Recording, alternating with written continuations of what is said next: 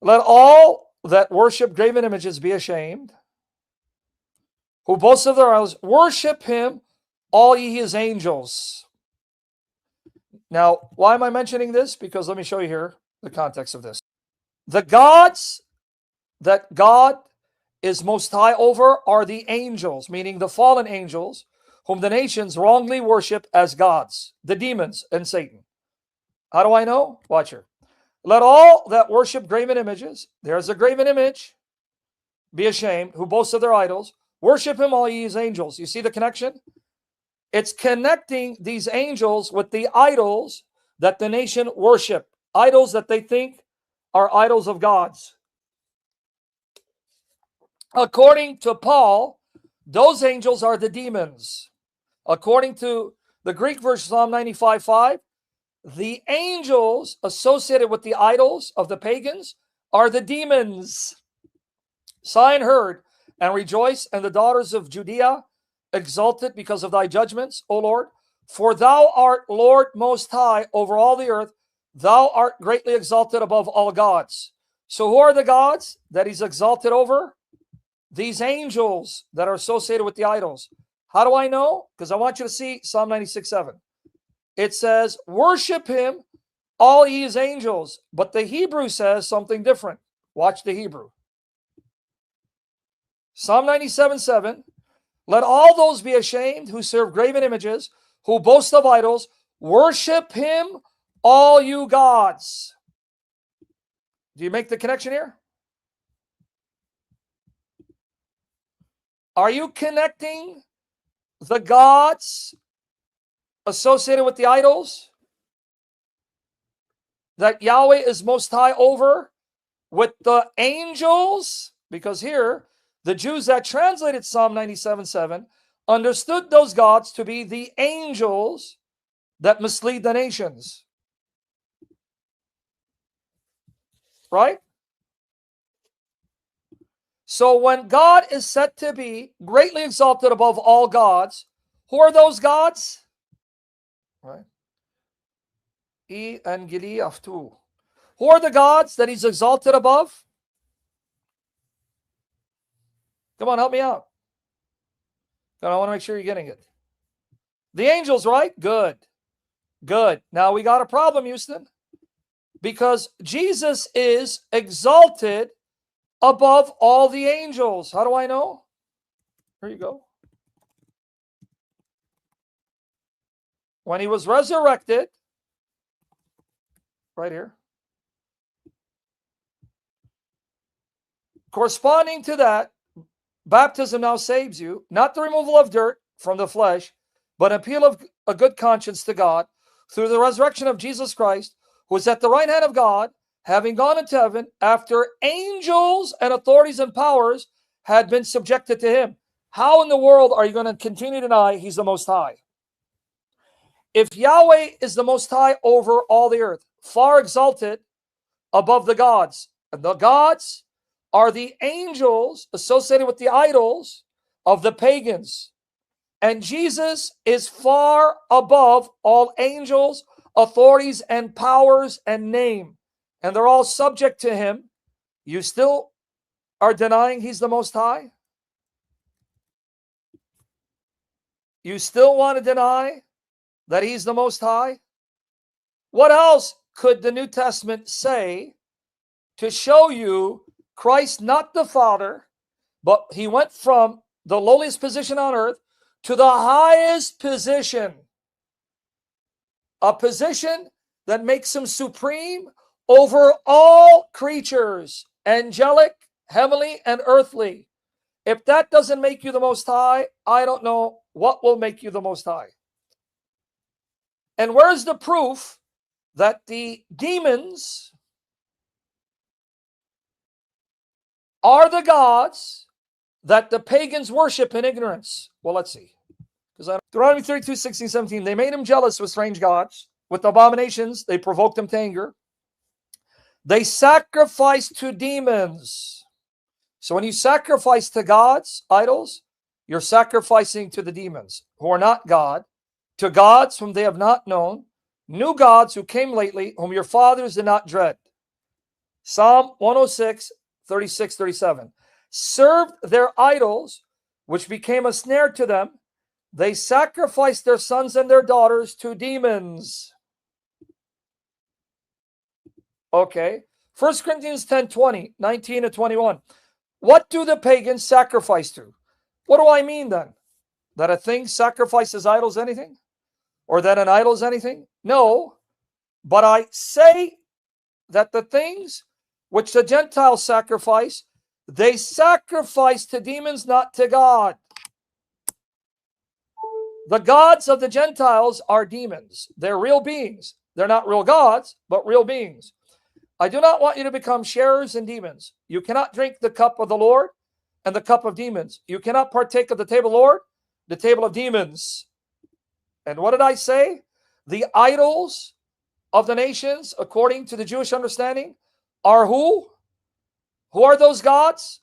The angels that mislead them. So these demons, associated with the idolatry of the nations, are the angels who are wrongly viewed as gods.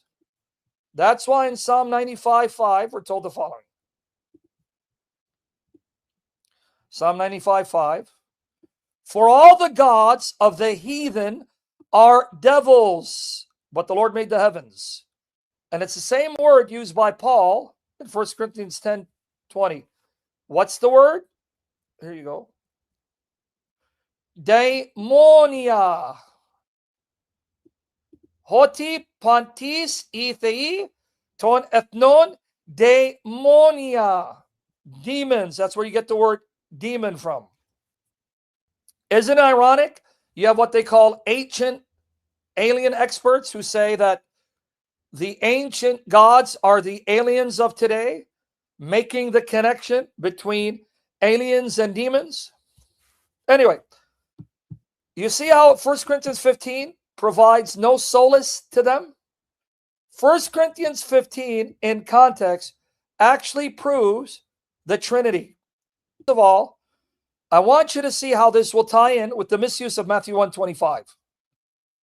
Do we now see that Paul did not mean to suggest that Christ will rule until he destroys his last enemy, death, and from then on won't rule anymore? For he must reign until he has put all his enemies under his feet. The last enemy to be abolished is death. Now, do you see Paul did not mean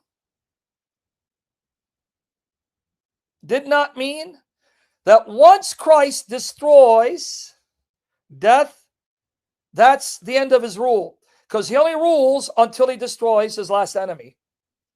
He doesn't mean that, right? We got that? Did I just establish from Paul himself, as well as Revelation, Christ will rule forever as the God who's all in all. As the God who's all in all. So the word until doesn't mean when that point expires or culminates, things change, correct?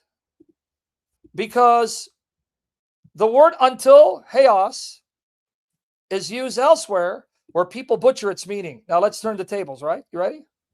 Oh, my nose. So again, Christ will reign until he has put all his enemies under his feet. That doesn't mean when the last enemy has been destroyed under his feet, he stops ruling. So the until doesn't mean that he'll only reign up until this point, and then from that point on, things change. That's not how the word until functions, correct? Okay. What about Matthew 28:20?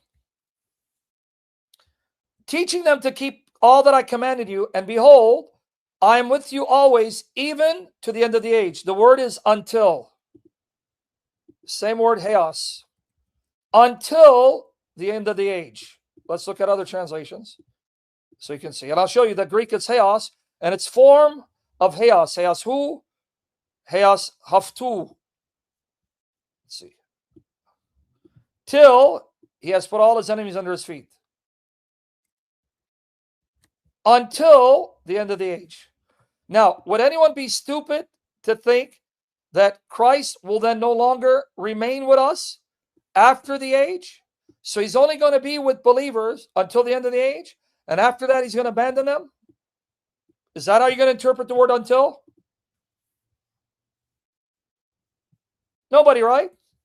Well, then why would people be stupid to say in Matthew 1:25, but he did not know her until she had brought forth her firstborn son? That means, see, he didn't know her sexually until she gave birth, but then things changed. When you wouldn't interpret the term until in that manner in these passages, then why would you be that stupid? Don't let him play games with you. Well, there it's Heos who. That doesn't matter. It's simply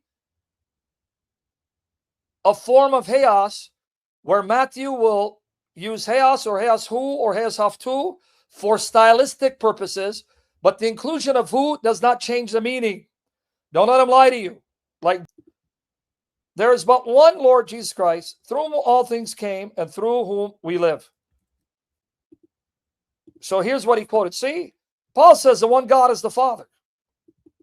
Now, watch the setup where they can't get around this.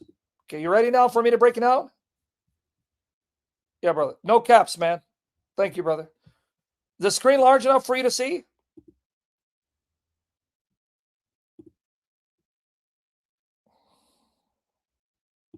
Okay.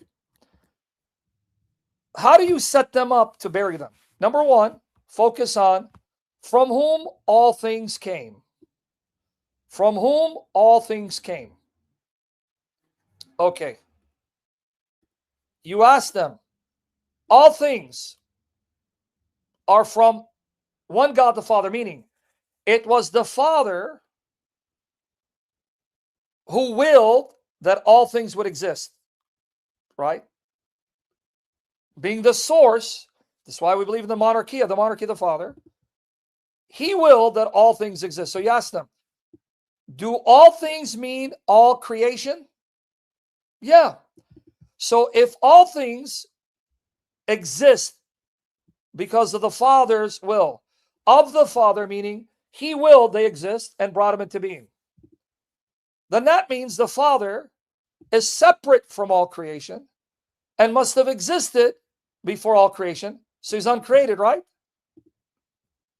Watch the burial if you know how to present it. Yes?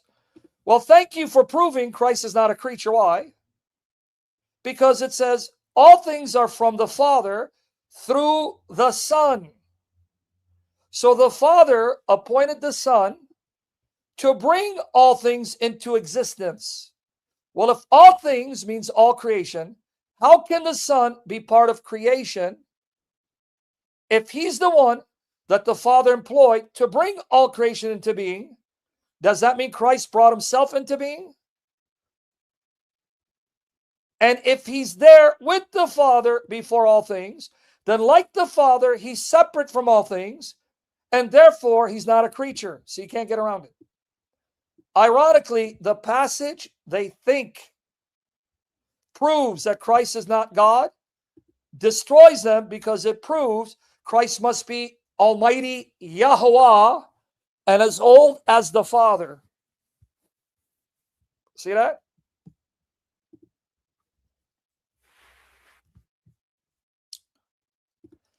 And it gets even worse. Why? And by the way, don't let him try to play games with you with the preposition. See, it says D. D means through. He's not the primary cause because the same prepositions are used for the Father. One God and Father who is over all, through all, and in all. The same prepositions used for Christ's role in creation are used for the Father without any implication that the Father assumed a secondary, inferior role in creating. The reason why here Paul would use ek, from, and say D, through, is to show they're not the same person, but they're distinct persons who assumed roles in creating all things. So the different prepositions are only meant to show they're not the same person, but nonetheless, they're both equally responsible for creation. Why does Paul say creation is ek or ex, who tapanta. From, whereas then he says, all things are through dihuf. Not because Christ plays a secondary, inferior role. It's to show they're not the same persons. They're distinct persons, and the use of different prepositions highlights it's not the same person in different modes creating, two distinct persons creating together, and both are equally responsible for creation.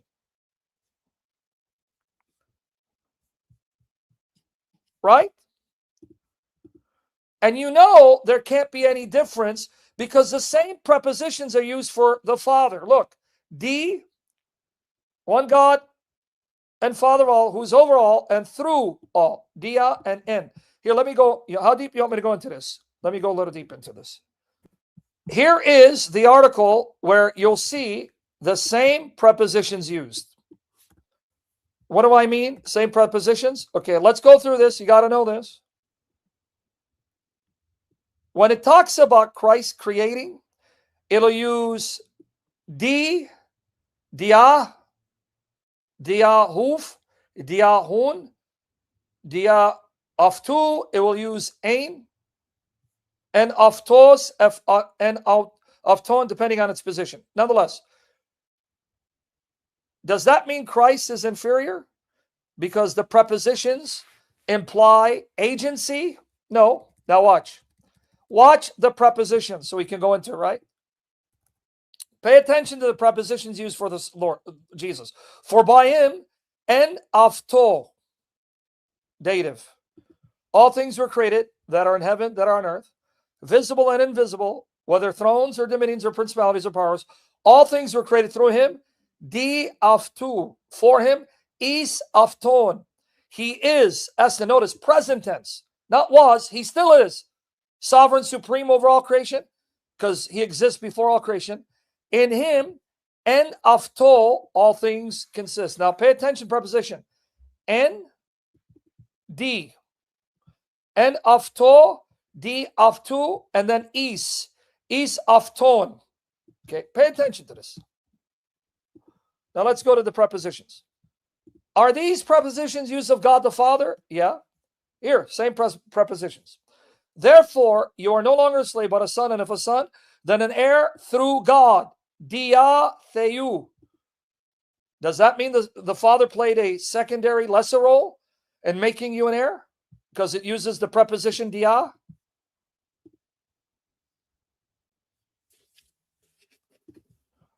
Romans 3:30. Since there's only one God who will justify the circumcised by faith, ek. There's that preposition. Use of God the Father, 1 Corinthians 8:6. And the uncircumcised through that same faith, dia. Would anyone be stupid enough to say that this faith for the Jews is from God, but for the Gentiles it's through God in a lesser sense? Would anyone be that stupid to say that? Romans 9:3. The righteousness that is by faith, ek. But then elsewhere it says, but by dia faith. So is it ek or dia? And if it's ek, by or from faith, but here it's through faith, does that mean now faith is secondary, but here it's primary because two different prepositions are being used? And then here it says it's by faith, ek. So which is it? Is it ek, by faith, x, or dia? Don't let these clowns butcher the Greek. When they do stuff like this, it shows they don't really know Greek. They're lying to you. Because the prepositions can convey same meaning.